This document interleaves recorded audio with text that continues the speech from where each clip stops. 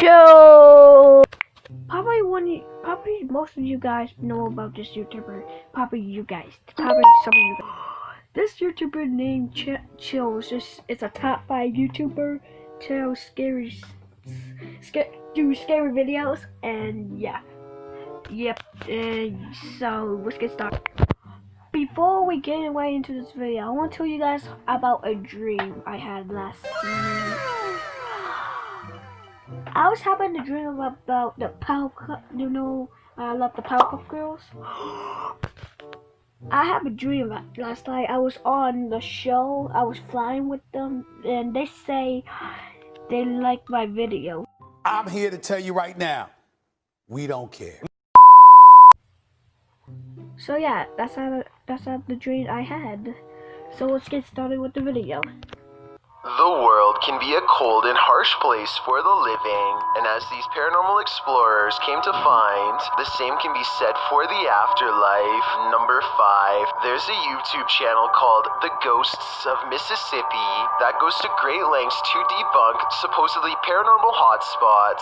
You may remember an incredible video of theirs that I analyzed at the Wolf Manor in Clovis, California, in which a cross pushes itself through the floor. Anyway, the point is these paranormal investigators aren't afraid to travel across the nation for a good investigation, and that's the kind of dedication that makes their channel the real deal. With that said, there's another series of haunting videos of theirs that I want to focus on.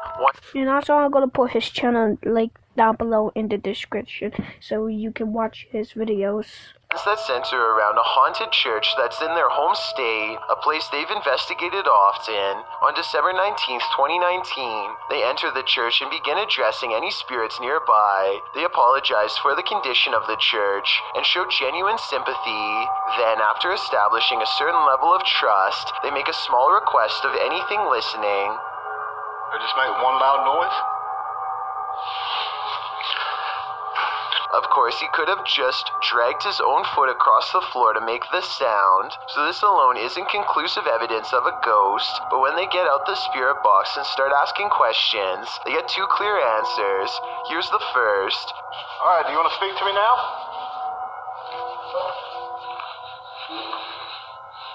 And when he pretends not to understand, there's a second note that sounds like it's not coming from the spirit box, but from a row of pews further back. Yes?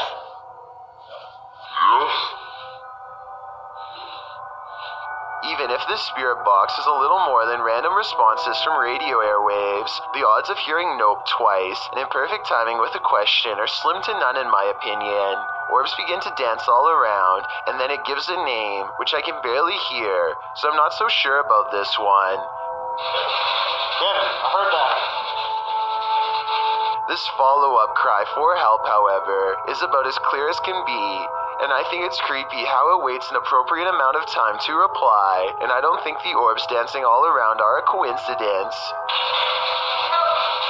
Then there's this strange shadow figure in the stall, seen at around 9 minutes. Is this Kevin the Spirit, or is this the thing that Kevin was asking for help against? Just a couple weeks later, on January 5th, 2020, they return to the church for a closer look. This time, as one of them kneels down to look at the mirror, this creepy image of an evil entity forms before their very eyes. So stand up, I can't sleep. Dude, I'm seeing something demonic. On the right side of the mirror is what they describe as a demonic image peeking in. You can see its hands raised, and if you pause at 3 seconds, there's also 2 eyes and a small open mouth. When he stands up, the figure disappears and does not return. Of course, this could simply be a dirty mirror, but according to the investigator kneeling down, he felt something grab his hat, and when they shine their light on the mirror to try and recreate it, they can never make the figure return. Roaming cold spots begin to pass over them, and they decide to leave before anything else happens. But on the way out, I hear a hiss at 1 minute and 11 seconds. And as they reach the final room, they hear a warning sound from deeper within that I have no explanation for other than the paranormal.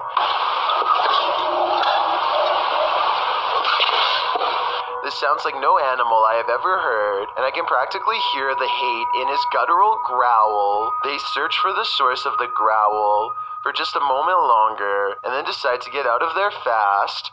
With so many sounds and sightings in such a short period of time, I have little doubt that something horrifying lurks within these walls. Its very existence is a defilement of this location, but perhaps that's exactly why this demonic force has chosen to make this place its new home, and I doubt it's leaving anytime soon. Number 4. Steve Richards and Jason Griffiths make up the Ouija Brothers, a fearless ghost hunting duo from the English Midlands. What makes them different from most, aside from their bravery, is that they are more skeptical and often set out to debunk famous haunted locations rather than promote them. With that said, they may have met their match at Shepton Mallet Prison. Built in 1610, Shepton Mallet Prison is the oldest prison in the country and also was the longest running until its closure in 2013. 4 centuries of brutal treatment have since created hostile spirits who were, for the most part, already not good people to begin with. So much horror has happened here that a strange feeling of negative energy is said to have washed over the very walls themselves, and it isn't long before the Ouija Brothers, despite their usual level-headedness, find themselves looking over their shoulder and questioning every sound. Sure, any building that's centuries old is bound to make some really creepy noises, and some of what they record just sounds like the foundation setting and stuff like that. But other encounters, like what happens here only 2 minutes into their investigation, seems to be in response to a very specific question. Are you upstairs?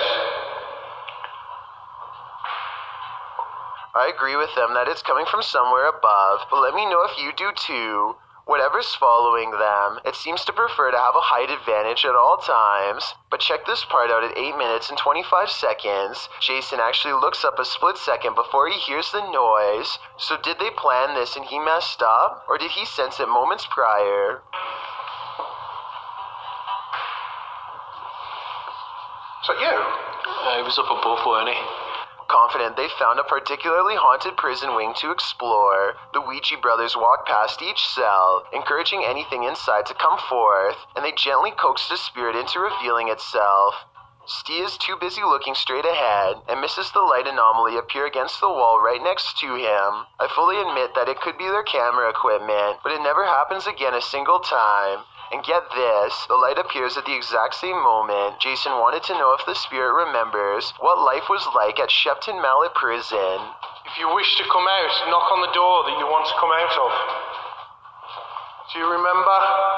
Neither of them see this though, and so unaware that it's already worked, Jason continues to talk to the spirit about how the prison guards were able to go home while they had to stay here, and out comes the loudest bang of all. Whoa, what was that?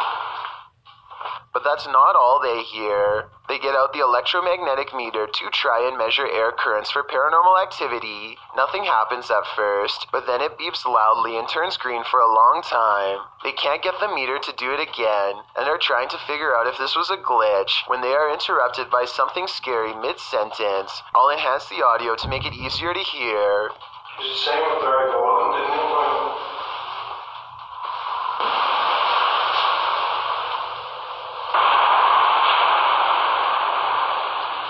It's a small, muffled voice from far away, so tiny and distant that it shouldn't have even registered on camera, not with that heavy door closed behind them, and yet it reaches their ears with alarming clarity. They agree it's a woman, but still they are unable to pinpoint its exact location, and when they go outside, the prison is as empty as ever. According to legend, this could be the voice of one of the oldest prisoners, a woman known only as the Woman in White. She is said to have taken the life of her fiancé and passed away in 1680 from regret. Now she wanders the A and B wings moaning her sorrows, and as they are searching for her, the electromagnetic reader they left behind goes crazy once again, indicating that while they may have left the room, perhaps she has not, and the reason why they were able to hear her so clearly was because her presence had been standing not in another room, but behind them all along. Number 3. Connor Biddle and India Hopwood are a ghost hunting team who travels to different haunted locations in search of paranormal encounters,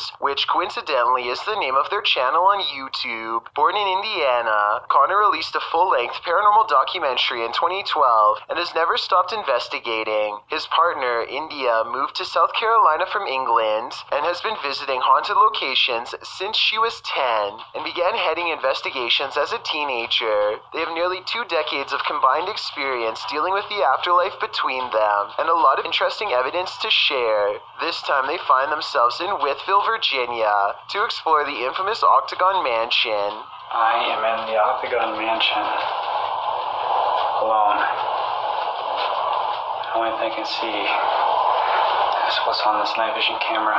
Built in 1870, the Octagon Mansion, or the Roundhouse as some call it, has a relatively unexplained haunted history. Many families lived here over its 100-plus year history, and it was also a few different businesses for a while, none of which lasted for some reason. The town itself once experienced a viral outbreak that took over 100 lives, and this may have tainted Wytheville with many restless spirits. With that said, it should come as no surprise that a little host girl is said to be on the 2nd floor, especially considering the outbreak targeted kids. As Connor is exploring the 1st floor, his camera goes out of focus a second before he senses something nearby. There's nothing to make it go out of focus, and yet the background changes as if someone is standing right in front of him. Is there anybody here? And it stays blurry like this for 11 full seconds before snapping back into focus for no reason at all. And this noise happens a few seconds after coming into focus, almost like an invisible left the shot and went into a different room.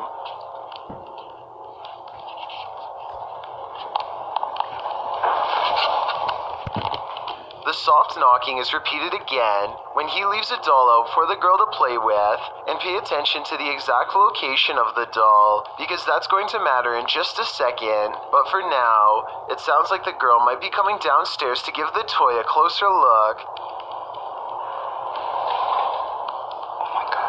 So the doll is positioned in front of the furthest right window here at 2 minutes and 27 seconds, but at 4 minutes and 45 seconds, it's now by the far left window with its arms raised to its mouth like it's afraid. Now Connor says he isn't sure if the doll moved, or if it was just the camera angle. I think it definitely moved, but the fact that he doesn't rush to take credit makes me respect his work that much more. On a different night, Connor and India think they record a spirit named Nina. Does this sound like a person or electronic interference?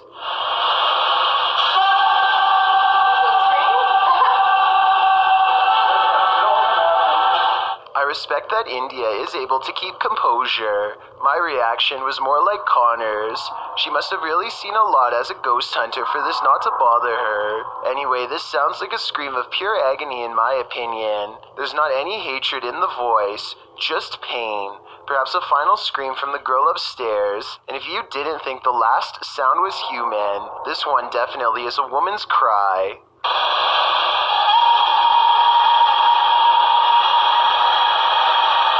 India is able to translate quite easily. I believe it really does say hey here, like she says. Hey, it's not hey again. And the reason I believe it is because the ghost says hey again.